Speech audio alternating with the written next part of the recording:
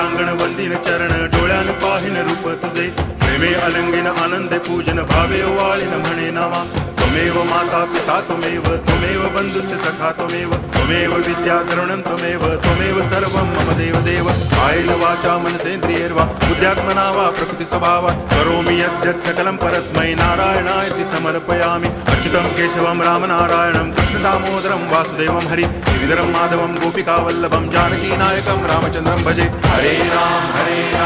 Ram Ram Hare Hare Hare Krishna